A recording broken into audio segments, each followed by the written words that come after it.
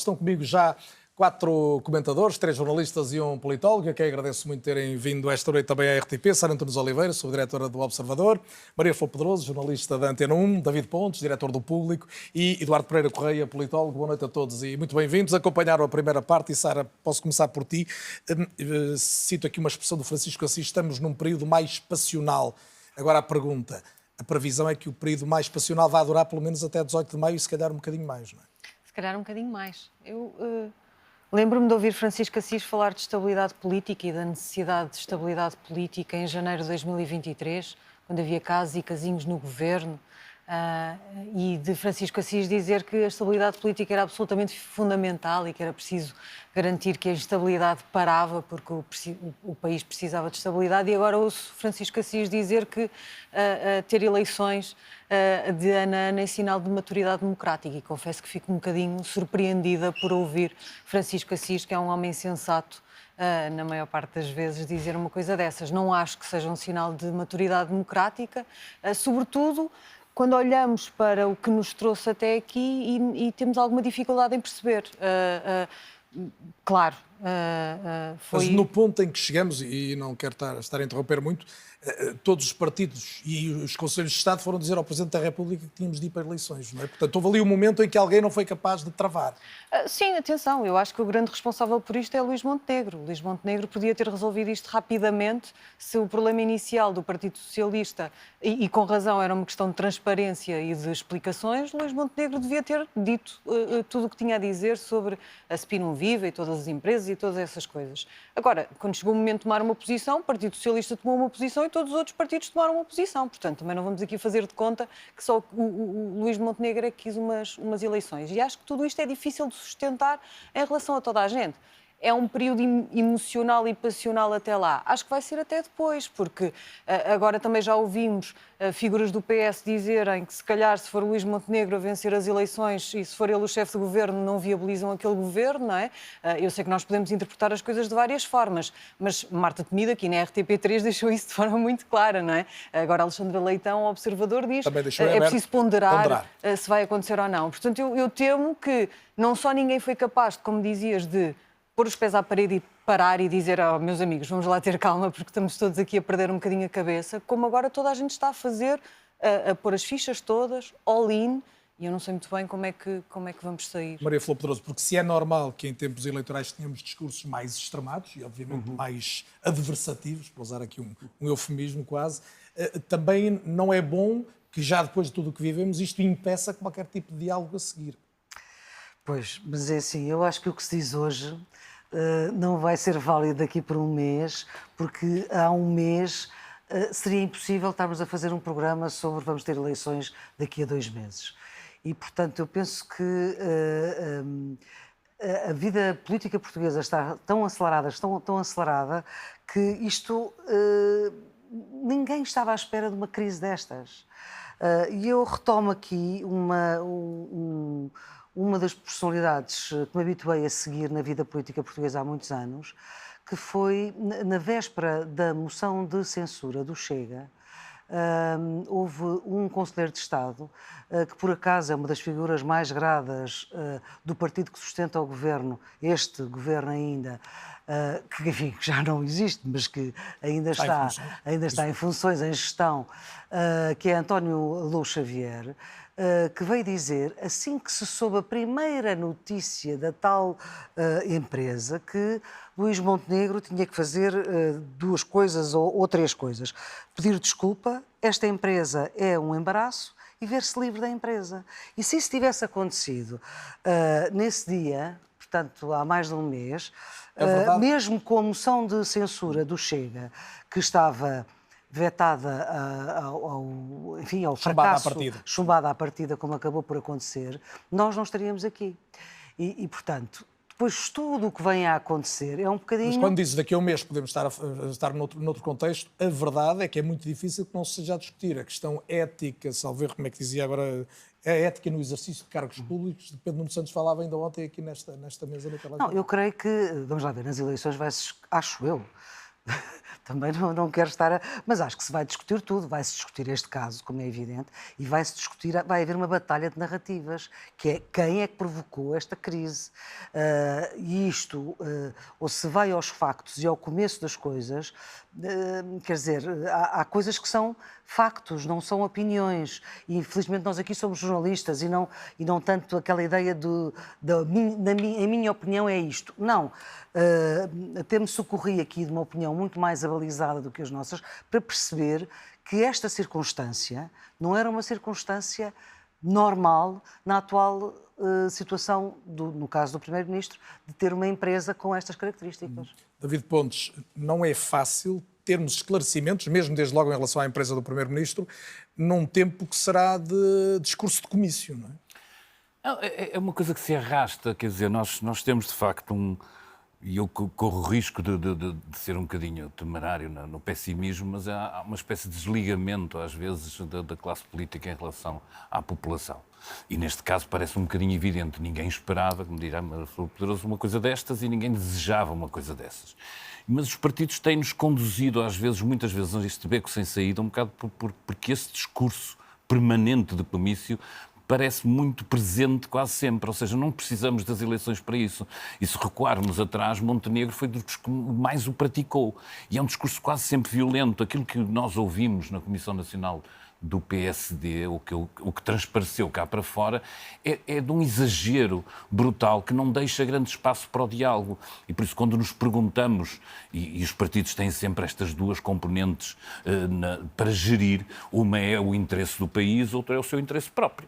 Como é que a gente consegue ser o melhor? E ser o melhor é vencer eleições, é superar-nos em relação aos nossos... Mas neste contexto, e pensando no dia seguinte, né, tu citas expressões que se ouviram no Conselho Nacional do PSD, mas também do lado do PS há coisas parecidas, a cobardia, a honestidade, ou seja, neste contexto vai ser fácil alguma daquelas lideranças falar com a outra no dia seguinte, ou tu estás a partir do princípio que um deles vai deixar de ser líder do partido fatalmente e isso pode abrir caminho a outro tipo? Isso é provável que possa acontecer, embora eu não daria isso por completamente garantido. Depende muito da diferença que exista de votação entre eles. Acho que isso é que vai ser determinante. E há umas eleições a seguir, umas autárquicas, não é? Há umas eleições autárquicas e por isso pode haver razões até que imperem, nomeadamente um discurso que eu acho que vai aparecer no dia seguinte, em relação à estabilidade, em relação à necessidade de superar estas diferenças e depois os momentos têm tendência, obviamente, a ser diferentes. Mas este desligamento, então nós temos partidos que se recusam a reformar-se eles próprios.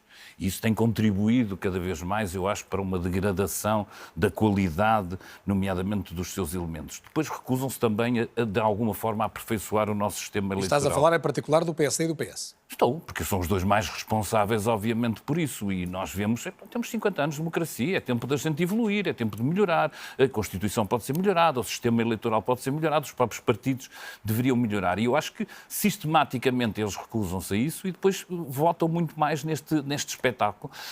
Evidentemente, o facto de termos um partido com 50 deputados que faz do berro a sua política não ajuda a que haja também aqui alguma capacidade de discernimento.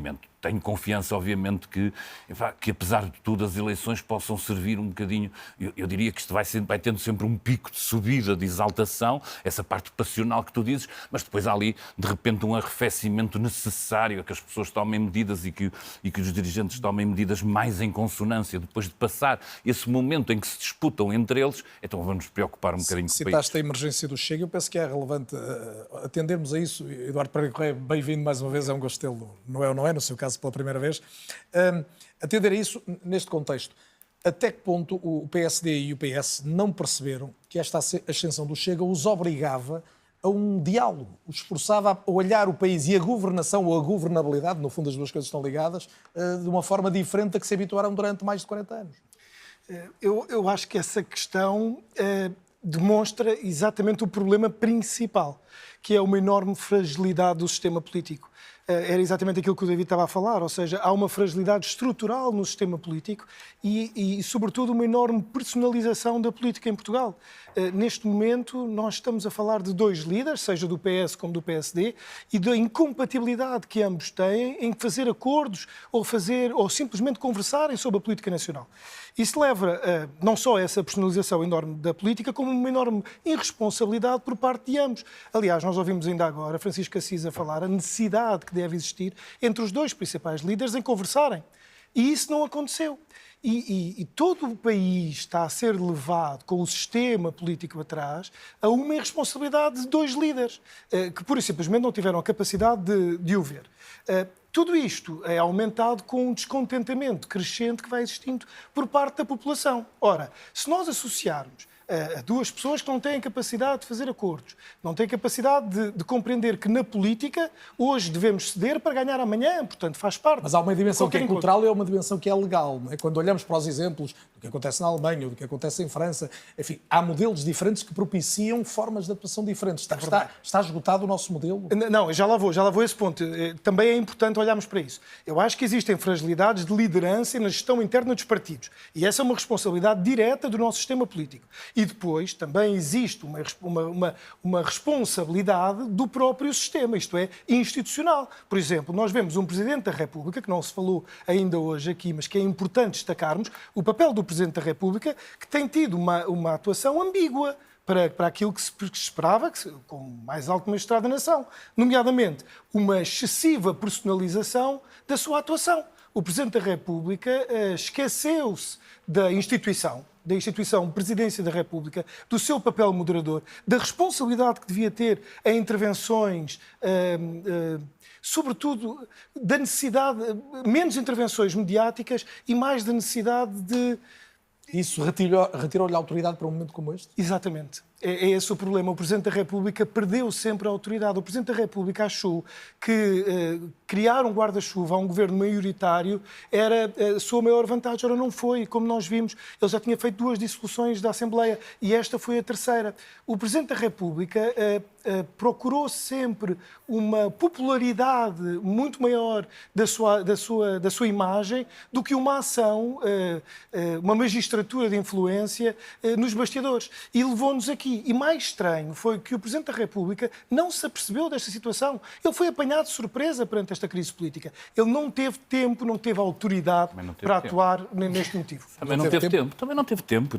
Mas já não tinha autoridade. Se tivesse mantido uma Claro. autoridade durante os seus mandatos, poderia ter conseguido. E aqui já é uma questão diferente. Ou seja, nós não estamos a discutir já a personalização dos partidos, mas estamos a discutir também das instituições. Isto é, se as instituições continuarem preocupadas com o eu, e sou muito sincero, não me parece que os próximos candidatos ou protocandidatos que nós venhamos a ter para as eleições presidenciais venham com uma postura diferente. Portanto, se tiverem exatamente a mesma postura, nós vamos repetindo estas crises políticas e cada vez mais estas eleições vão sendo imprevisíveis. Portanto, nós não sabemos... Dizias, David, não teve tempo e tinha margem... A partir do momento em que Luís Montenegro não se demite, qual era a alternativa para Marcelo? Não, eu evidentemente acho que a exigência sobre Marcelo deve estar aí e ele de facto não conseguiu, independentemente das razões, não conseguiu fazer aquilo que normalmente ele poderia e que no passado fez. Exercer pressão, andar por aí a tentar em vários pontos condicionar o jogo. Mas não acho é que só falta de tempo. Com estes 2 personagens não, também não era é exatamente fácil isso. Eu acho que é exatamente também a questão. Se nós reconhecemos em Marcelo uma das suas qualidades, a parte humana, a proximidade, isso também se olha. Eu olho para isso também como a maneira como ele exerce o mandato e junto daqueles que têm, com quem tem ou não tem proximidade. Ele tinha com António Costa, não tinha claramente com Montenegro, ou seja, havia ali uma barreira de comunicação entre os dois que não permitiu ao Presidente ser conselheiro, ao Presidente ser coadjudante, ao Presidente partilhar de alguma forma o problema de Montenegro para encontrar, não em benefício de Montenegro, mas em benefício do sistema, uma solução. E eu acho que o Presidente aí... não é só derrotado, é de quem também, de alguma forma, olha para os acontecimentos com um bocadinho de... Eu bem te dizia, olha para mim, porque eu achava que tu devias ter tido mais atenção. Veio, aliás, lamentá-lo publicamente, não é? Dizer, Exatamente. eu só sou pela televisão e, portanto, e depois não atender o telefone e assumir que não atendeu o telefone. E verdadeiramente sabermos hoje, Sara, acrescento, que o Presidente disse a Luís Montenegro que era contra a apresentação da moção de confiança. Sim, eu também acho que parte da postura de Luís Montenegro com Marcelo Rebelo de Sousa, enfim, ele terá as razões dele, mas eu também acho que tem a ver com a postura que Marcelo Rebelo de Sousa teve com António Costa durante tantos anos e que o PSD nunca considerou muito palatável. Agora, de facto, nem Marcelo conseguiu remendar essa relação, nem Montenegro teve nenhuma abertura para isso. E mais uma vez, acho que tudo isto aconteceu demasiado rápido. Percebo essa ideia de que Marcelo também foi apanhado de surpresa, mas tudo isto foi muito rápido. Acho que poucas pessoas não foram apanhadas de surpresa da maneira como tudo isto escalou tão rapidamente. E acho que é muito, muito difícil conseguir, de facto, obrigar a uma concertação e a um entendimento duas personagens tão diferentes como Pedro Nuno Santos e como Luís Montenegro. É possível, claro que é possível, tem de ser possível. Não me passa pela cabeça que não seja com quem for. Mas não era fácil com estas duas personagens, Marcelo, com uma magistratura de influência diminuída e fragilizada, conseguir um entendimento que evitasse tudo isto. No horizonte eleitoral, Maria Flor Pedroso, temos agora a dúvida principal de perceber até que ponto o caso Spino Viva de facto prejudica de uma forma decisiva a possibilidade de sucesso eleitoral de Luís Montenegro, desde logo, e da AD por via disso. Semana passada, Pedro Magalhães dizia aqui que nem sempre estes casos de suspeitas relativamente a comportamentos éticos noutras latitudes, noutros países, produzem um resultado que se admite logo de perda automática. Nixon, É verdade. durante o Watergate, ganhou eleições, depois teve que se demitir a seguir, não é? Vamos ter aí umas sondagens nesta semana e na próxima, seguramente credíveis, bem feitas e que nos vão dar a nós e aos líderes políticos um pouco mais de percepção sobre o efeito disto tudo. Esperemos que sejam credíveis, bem feitas e com Aparentemente, taxas não com intervalos tão grandes e com taxas de com mais inquiridos.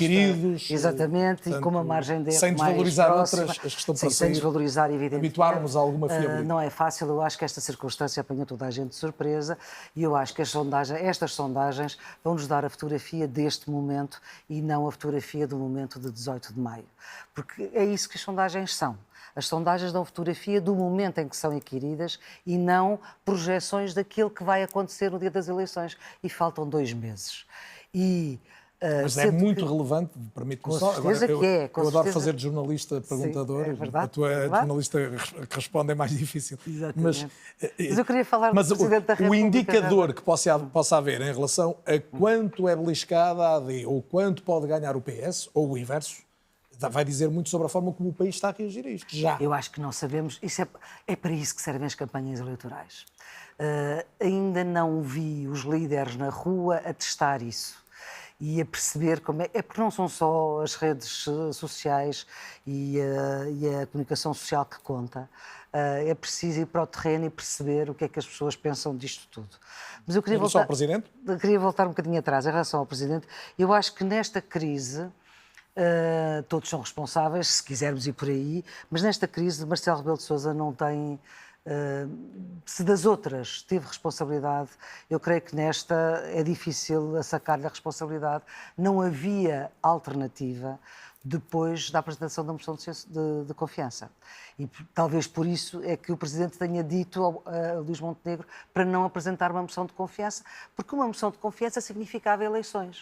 Porque já se sabia à partida qual é que era o desfecho dessa moção de confiança. E, portanto, eu creio que é verdade que o Presidente poderia estar até fragilizado por causa do caso das gêmeas, que teve o desfecho hoje. É verdade que também, quando houve uma maioria absoluta, ele responsabilizou de imediato e que essa maioria absoluta tinha um rosto e, portanto, com a maioria absoluta esteve a dizer durante quase todos os dias que podia sempre dissolver. Aqui, na RTP, na entrevista que ele deu, interessante que Marcelo Rebelo de Sousa agora deixou de dar entrevistas, mas que na RTP ele disse não me tirem o poder da dissolução e estávamos com a maioria absoluta. Portanto, se das outras crises podemos fazer uma leitura diferente do Presidente, eu creio que nesta, e vê-se a dificuldade de diálogo do Primeiro-Ministro com o Presidente, uma vez que, pelos vistos, não foi permeável ao Conselho de Marcelo Rebelo de Sousa e, sobretudo, não lhe dizia nada em relação a coisa nenhuma. Lembremos do caso do PGE. Desde o início. Eduardo Pereira Correia, há uma certeza indiscutível. É que estamos hoje estamos precisamente, é 18 de março, a 2 meses das eleições. Ou seja, pode acontecer muita coisa, mas isto vai acelerar. E o mais provável é que os temas sejam estes que estão em cima da mesa. A Maria Flor Pedroso disse aqui uma coisa importantíssima. É que nós aprendemos isto em comunicação política. Sondagens a 2 meses das eleições têm tudo para dar ao contrário, ou seja, para ser errado. Por uma razão simples. é o momento, é a fotografia do momento, ou seja, 2 meses de campanha tem tudo para mudar. Nós vamos ter uma campanha muito difícil, estas eleições são determinantes para o futuro de Portugal, são importantíssimas, mas também são imprevisíveis. Nós, neste momento, temos que nos lembrar que estamos com uma pulverização de votos em 3 ou 4 partidos. Portanto, a possibilidade de criar uma maioria aqui é cada vez mais difícil, seja ela de esquerda, seja ela à direita. Porquê? Porque depois temos um partido que é um partido mais radical à direita e que, portanto, não é uma solução governativa, pelo menos para já. Nós ainda não ouvimos o futuro candidato Luís Montenegro falar sobre isso neste momento, mas em princípio é uma soma negativa, portanto não conta na matemática dos números. Sim, mas hoje ouvimos, eu ouvi hoje André Ventura dizer nunca, nunca, e no minuto a seguir dizer exatamente o contrário, dizer, bom, mas nunca, nunca hoje. Ferros Exato. Ele disse nunca, nunca Não estava hoje. com vontade de dizer. Não, mas disse logo a seguir, nunca, nunca. Aliás, André Ventura tem essa capacidade, que é dizer-se logo no segundo a seguir àquilo que diz. Agora, isto obriga, desde logo, a que nós também criemos no regime alguma forma de ultrapassar estes bloqueios institucionais, porque não podemos ir para eleições ano a ano. A ideia, Deixa-me perguntar-lhe isto. Nesse contexto, esta questão de quem viabiliza quem vai ser uma questão importante. Sim, aí está, é isso que eu ia explicar. Ou seja, nós temos que criar uma cultura de compromisso entre os partidos. Isto é, os partidos têm que se organizar no sentido de compreender que hoje governará um, amanhã governará outro. Ou seja, é uma ideia de fazer um acordo para ultrapassar este bloqueio institucional. Aliás, ouvimos agora Francisco Assis dizer exatamente isso. Por exemplo, que é importante garantir alguma previsibilidade política. Nós não podemos continuar em processos eleitorais ano a ano, até porque há uma ideia que se criou nestas eleições, e eu penso que um bocadinho por parte de Pedro Nuno Santos, que é a ideia de que as eleições são um processo de clarificação. Não são. Nem do Primeiro-Ministro, nem do líder da oposição. As eleições são uma crise política. Portanto, a ideia que as eleições possam gerar dali uma maioria é um engano que pode ser criado a todos nós. A única forma de ultrapassar isso, que me parece que é o que vai acontecer durante estes 2 meses do processo eleitoral, por isso é que eu digo que o resultado vai ser muito diferente do que agora qualquer sondagem apontar, vai ser um apelo ao voto útil, à necessidade de concentrar os votos nos 2 maiores partidos. E a questão da mobilização também há de ser decisiva, como é sempre. David, há pouco. Personalização, não é? Mas as pessoas não ficarem em casa, irem votar.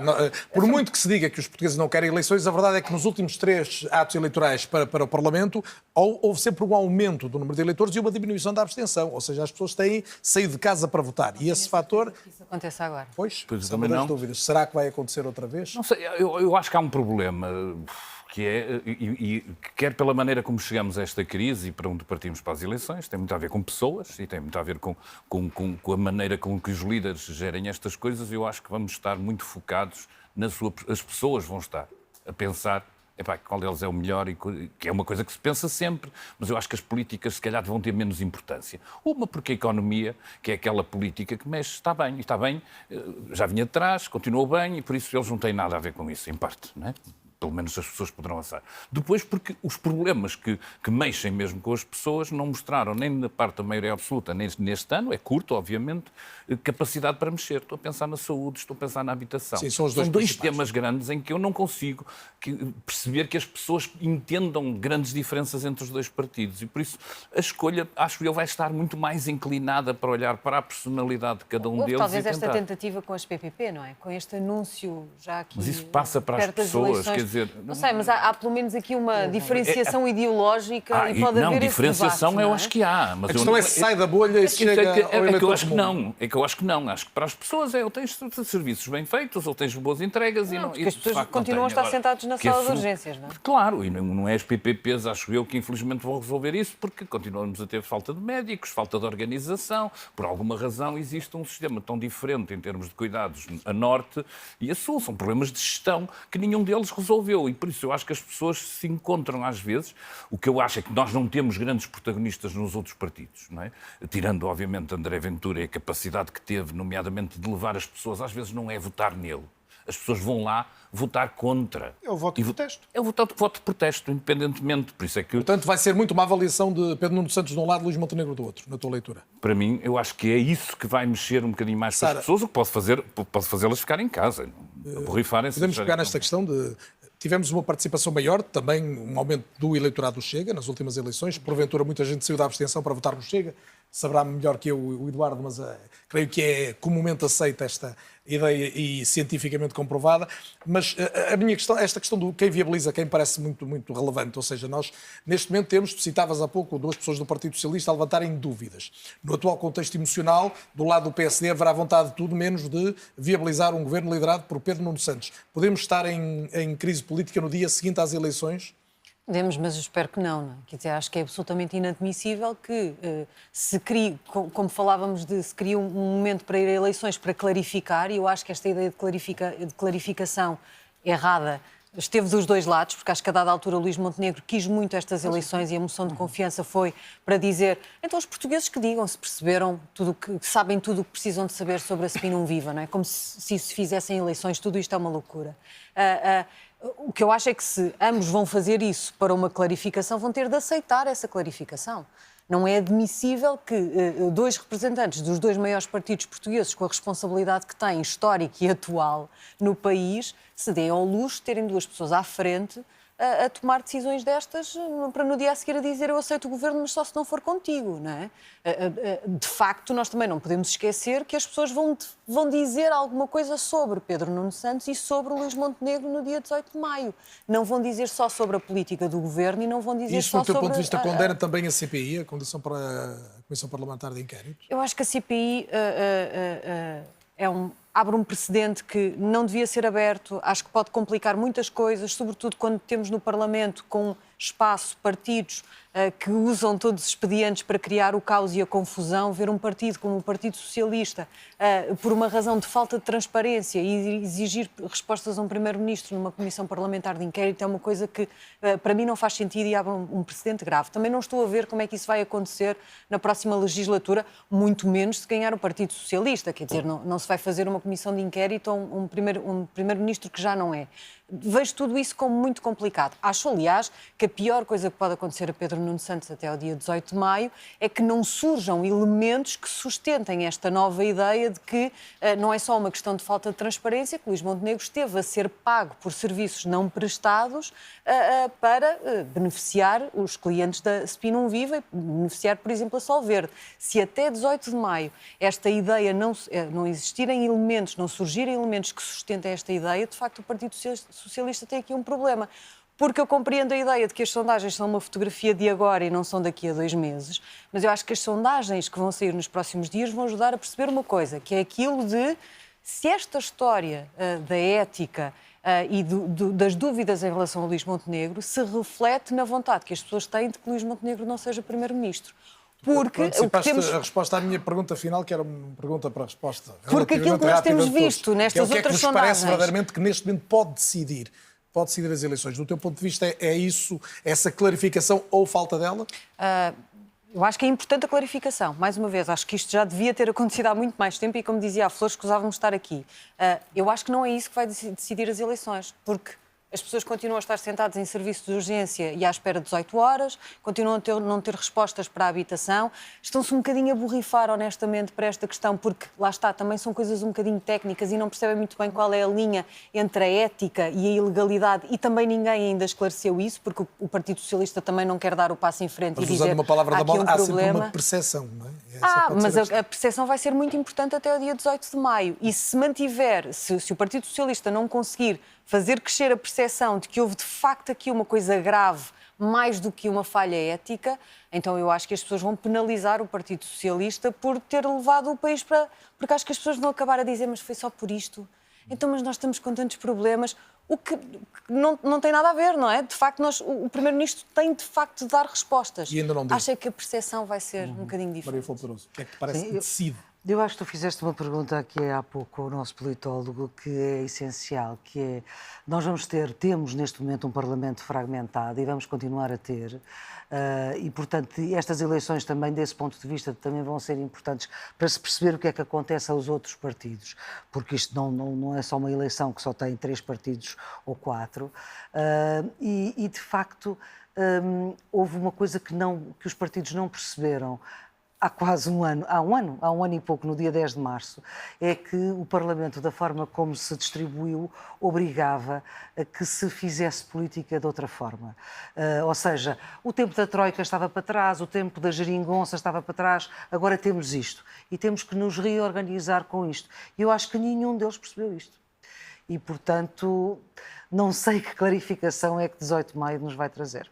E o que é que pode decidir, no teu entendimento? É esta questão ética ou são as questões substantivas da política? Não sei, depende do que for a campanha e não sei o que é que vai ser a campanha e, portanto, não tenho bola de cristal, sou jornalista e gosto de olhar para as coisas que acontecem e não para as coisas que se acha que vão acontecer, que é uma das coisas, é um dos problemas da nossa vida política hoje também, é que todos nós achamos... taticismo e tudo calculismo. Que vai tudo acontecer, que vai tudo ser e depois nada é e depois já não conseguimos explicar o que é que aconteceu de facto. E isto, para mim, como jornalista, é de facto um problema. Lá está, são as percepções e não é o que parece que é e não aquilo que é. E eu sou um bocadinho obcecada com aquilo que é e não com o que parece que é. E, portanto, eu não sei como é que vai ser esta campanha. Sei é o seguinte, é que a 10 de março do ano passado houve umas eleições, o Parlamento foi uma coisa e os partidos políticos não tiveram a maturidade para se relacionar de forma diferente, porque as coisas estão diferentes e o mundo está diferente, como nós sabemos. David Pontes, o Presidente da República pediu uma campanha digna. Vai ser fácil? Não vai ser muito fácil, atendendo ao tom normal que nós temos assistido na política, mas acho que vai ser procurada em alguns momentos. Pelo menos não vejo, por exemplo, que Pedro Nuno Santos imagine que vai dirigir uma campanha inteira a falar da Spinão Viva e de Montenegro, porque dessa forma parece a mim que estará... Quem quer ser Primeiro-Ministro tem que manifestar um mínimo sentido. Tem. Tu perguntas o que é determinante. A resposta mais honesta é não sei, porque falta coisa. A resposta que a gente é suposto estudar porque estamos aqui para tentar. Eu acho que, obviamente, as notícias que possam sair até lá, e isso vai poder jogar muito. E depois uma outra coisa que eu não sei se vai ser determinante, mas eu acho que pode estar na cabeça das pessoas. Eu tenho assistido muito nos últimos tempos no público a uma procura imensa de notícias do que é que se passa no mundo. O que é que se passa no mundo? Por incrível que pareça, mesmo tendo uma crise política nacional, as notícias sobre o que é que se passa no mundo às vezes ultrapassam as de política nacional e estamos a falar naqueles momentos quentes. E por isso eu não sei se quem conseguir transmitir a ideia melhor de que tem uma solução de estabilidade e de governabilidade para o país não possa ter, e as sondagens aí de alguma forma intervêm, não possa ter aí uma vantagem. Eduardo, o último minuto é para si. Obrigado. Eu acho que o David disse uma coisa aqui muito interessante, que é a agenda política. Eu acho que a agenda política durante estes 2 meses vai marcar verdadeiramente, e as notícias e todos os casos vão marcar a campanha. Eu acho que os líderes vão todos cavalgar nessas notícias, cavalgar nessa agenda e vão fazer campanha assim. Isso vai levar desde logo a algumas coisas que nós já sabemos. Há uma fragmentação do voto, nós vamos ter o voto muito fragmentado. Provavelmente poderá haver um crescimento nos partidos populistas, mas também nos partidos radicais, seja à esquerda, seja à direita. Estavam muito diminuídos, muito centralizados ao centro, o voto. É normal que agora voltem a crescer, sobretudo o Bloco de Esquerda, o LIVRE, por exemplo, o Partido Comunista também crescer um bocadinho. E depois, eu acho que vai haver um enorme impacto na abstenção, ou seja, vamos ter uma abstenção forte, porque as pessoas gostam de ir a eleições para resolver crises, mas não com esta assiduidade, exatamente. Porque não é uma assiduidade, repare, é chamar alguém para fazer horas extras e ninguém gosta muito disto. As pessoas gostam de ir a eleições nos momentos certos, mas não assim. E, portanto, eu acho que se calhar a abstenção vai aumentar. E vem aí um tempo de muitas eleições legislativas, primeiro autárquicas a seguir e depois presidenciais quase sem parar. Eduardo Pereira Correia, Maria Flor Pedroso, Sara Antunes Oliveira, David Pontes. Foi um gosto tê-los, não é ou não é? Já sabe que tem os destaques deste programa sempre nas redes sociais, igualmente o É ou Não É disponível em podcast e na plataforma extraordinária que é a RTP Play, que tem ao dispor e de modo gratuito. É ou Não É volta a ser 2 a 8 dias. Boa noite, até lá.